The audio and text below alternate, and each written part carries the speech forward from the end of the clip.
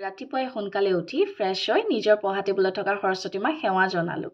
Then ready হৈ পেলাই গ'লোঁ মই চাকৰি কৰি থকা স্কুলখনলৈ। তাতো গৈ সেৱা কৰিলোঁ। সেৱা কৰি মেলি লৈ পেলাই প্ৰসাদ বিলালোঁ আৰু নিজেও ঠিকছে খালোঁ। দেন ছাৰহঁতে আনিলে আকৌ খিচিৰিও খালোঁ। কাৰণ সৰস্বতী পূজাৰ খিচিৰিটোৱে মেইন হয়নে নহয়। আমাৰ আকৌ স্কুলৰ খিচিৰিটো বিৰাট টেষ্ট। দেন লগ পালোঁ ভণ্টি আৰু মই গ'লোঁ চিজলাৰত লাঞ্চ কৰিবলৈ।